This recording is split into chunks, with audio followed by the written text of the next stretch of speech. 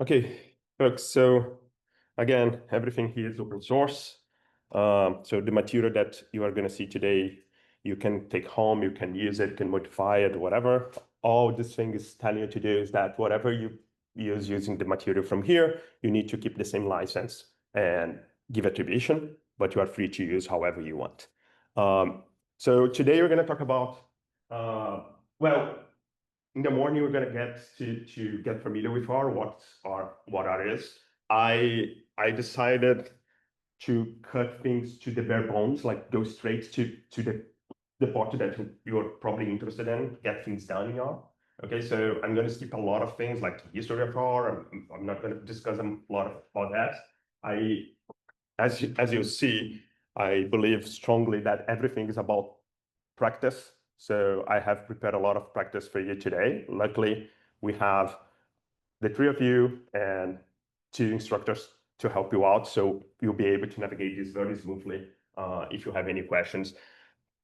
But I'll talk about this. So this is the learning objectives that I have for today. So I want you to get familiar with RStudio. So I'm going to show you RStudio, how it works. RStudio is a very, very capable software that's very, very useful to code in R. Okay, so RStudio and R are two separate things, but RStudio was built to code in R, to make your life coding R easier. Then we're going to talk a little bit about basics of R, like data structures, but I'm going to keep this to a minimum just so you get to an idea to be able to get started. And then I'll show you how to import your data in R. Then we're going to start discussing how to wrangle your data. So how you create new columns, how you manipulate columns, how you calculate summary statistics, how you group by certain categories to calculate summary statistics. So you want the average per group. So how you do that. And I'm going to show you how the workflow goes in R. And you're going to have lots to learn here.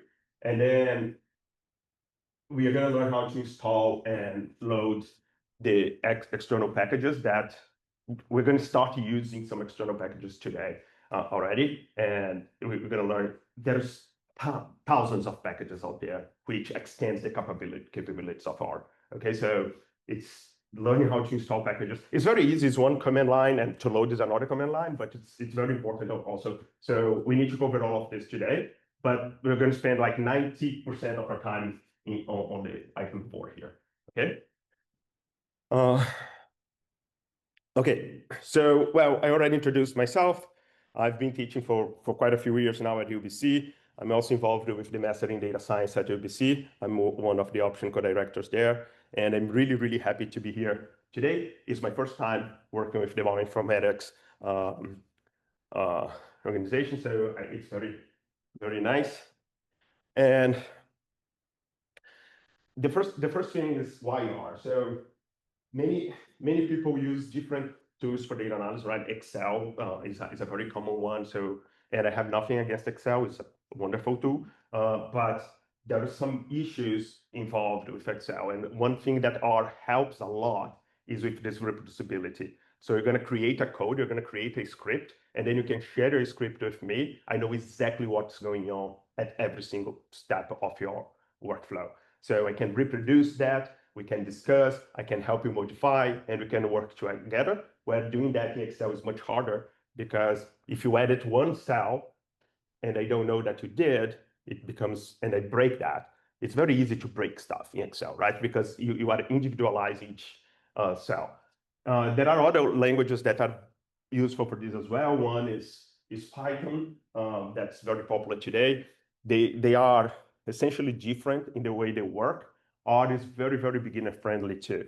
So as you're going to see today, I hope that's my intention, that you're going to be able to leave here with lots of skills already in one day. Okay, so let's see if we can make that happening. So a little bit more about R. So R is an interpretable programming language, meaning that like Python, you can type one command and run it, and then you're going to see an output, right? So the computer runs as you type, or you can write a script and run the entire thing. Other programming languages, just like C++ or C or this compiled languages that you say, we need to code, then ask the computer to compile, transforms into your language, the programming language, and computer language, and then it runs. So it's very different in nature. These interpreted languages, they are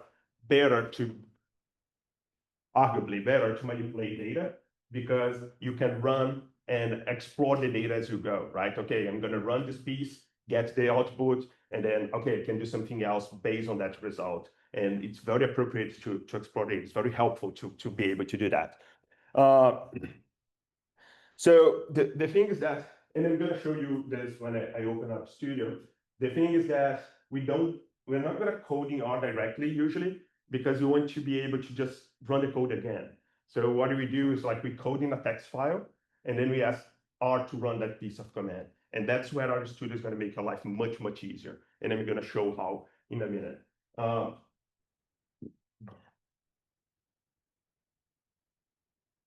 So yeah, so like I'm saying, so R, if you've never seen R is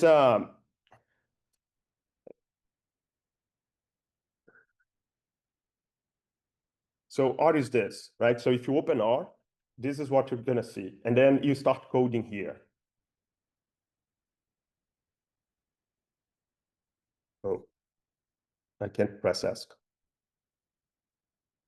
Okay, so this is way too small as well. So okay, so I just typed a command and ran and did what I asked it to do. Here, I typed the run command. As you can see, this is going to happen all the time, okay? I've been programming R for a while, and I just made a mistake, right? So if you see an error, don't feel bad. This is bound to happen to everyone. I don't care if the person's coding at 50 years. Okay, you're going to type things wrong. Everybody does. So you will as well. So don't feel bad about it. Now, this is R. If I want to run by the command again, I can press up, and it's going to show up all the commands that I tried, including the wrong ones. But this is not very practical. Okay, so nobody uses this to go directly in here. That's why we're going to talk about RStudio. So there are mainly three very common IDEs that is used for our IDEs. If you don't know, it's a software built for coding, right? So they put everything that you might need when you are trying to code. And RStudio is one of the most popular ones for R. We have two others. VS Code is a text editor, but it is very capable because you can add extensions to it. And then RStudio was created by this company called Poset. Before it was called RStudio. Now it's called Poset. And they are creating tools, open source tools for R and Python. So if you like R, even Python, if you're coding that, keep an eye on this company because they create lots of open source tools that are very, very good. VS Code is a text editor created by Microsoft.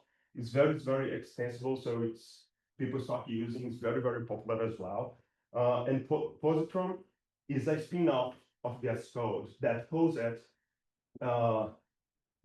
created that brings a little bit of RStudio flavor to the VS Code. So it's like a child between RStudio and VS Code, created by Positron, by Poset. Positron is newer, so it's not as popular yet, but it's something that you can explore later. But they continue to develop RStudio. RStudio is not deprecated or anything. So if you like RStudio, you can feel free to just keep using. It's very, very good. It's what I use still.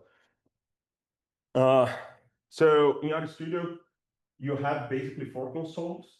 Your screen is going to be splitting into, I think I put a screenshot here. So here is the console, is where that screen that I just showed about R, where you're coding R is here.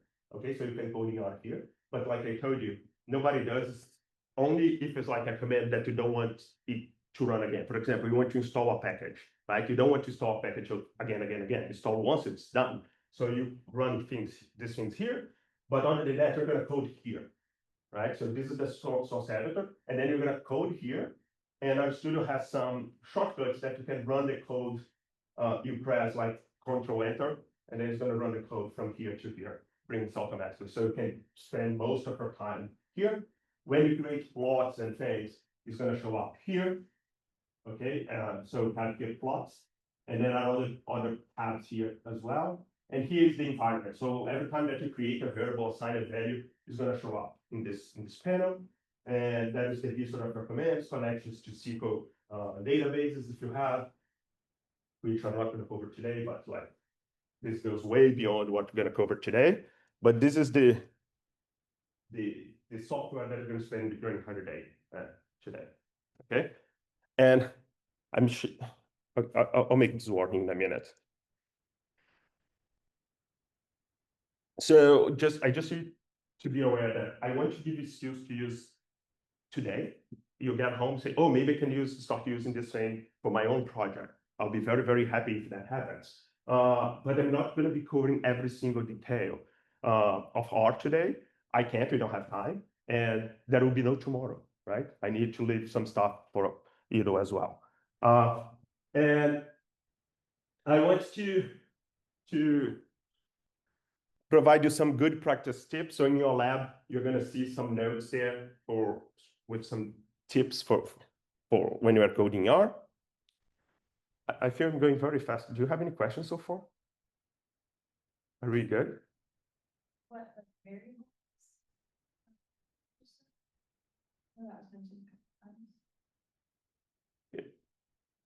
Yes, so I'm good. Yeah, that's good. I'm going to show you.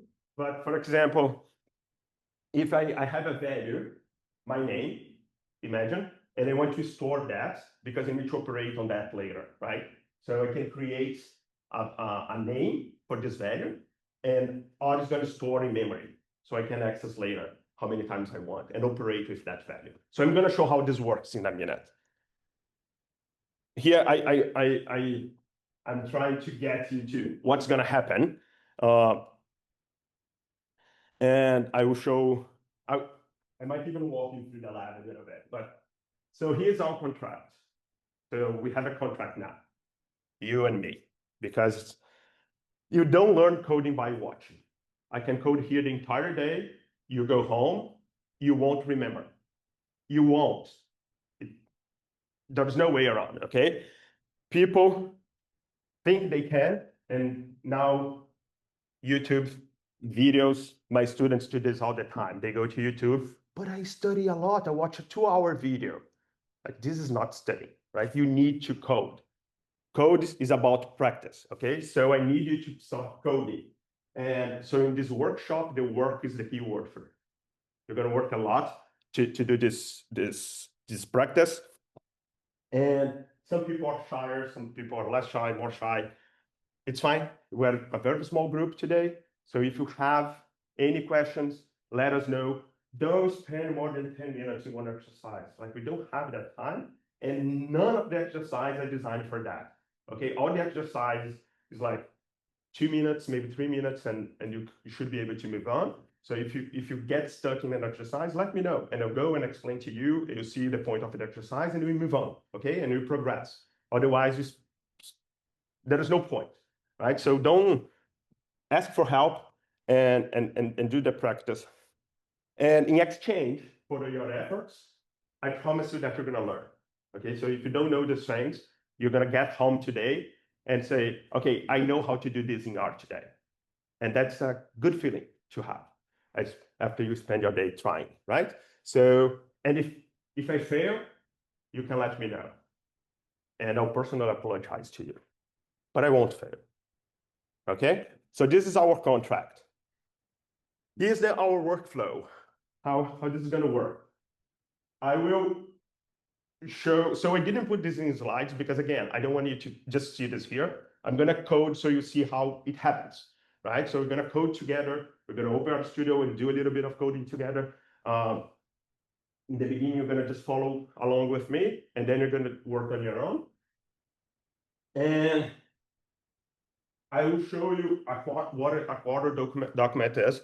A quarter document is not R specifically, but it's a very useful tool for you to learn about, and I think it can be very helpful. So I think it pays off the learning curve for you to see. So it can help you. Quarter can help you to create documents, websites, and everything that uses your R code. So you can generate reports live And if you change your data set later, you can pretty much recycle a report, change the data, generate, and just add it to your report much more quickly.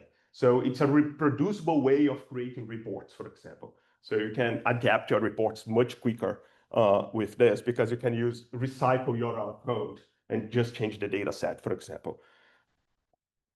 So there is a little bit of learning curve for Quarto. Today is not about learning Quarto though. So you're gonna just start getting familiar with Quarto and seeing. I put a link in the labs if you want to learn more.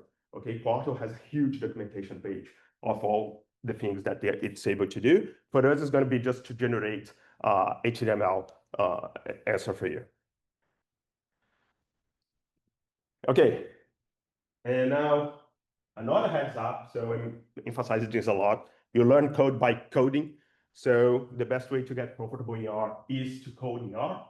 Okay, you're gonna find a lot of exercise in the labs, plenty.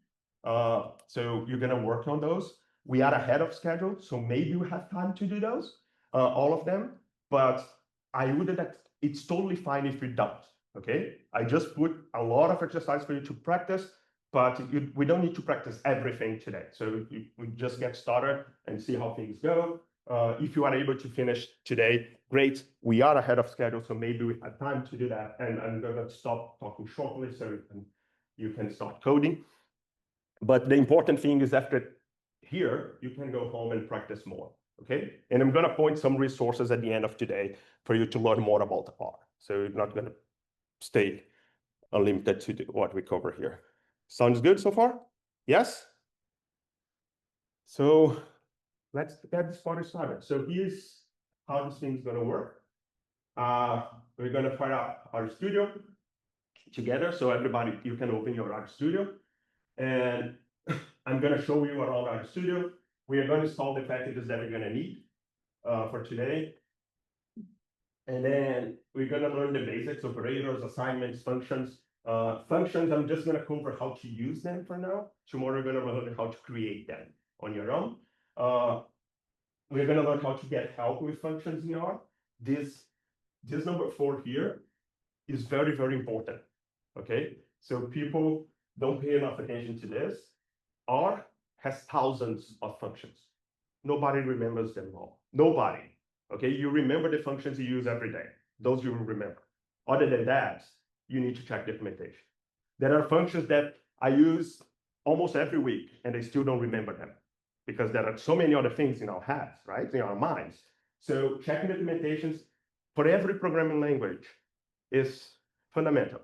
And before, we used books, right? You had those developers with big books of the languages. Today is easier. You go to Google quickly and you can check how the function works. But R has this built-in help thing to help us. Then we're going to learn a little bit about reading data files. I'm going to give you an exercise so you can read the data files as well. But there are more to this too, that I'm just going to make comments, so we won't be able to explore everything. And then we start wrangling data. So to wrangle data, we need to be able to load the data, and reading data files is very, very important. So everybody has your RStudio open? Yeah? Okay.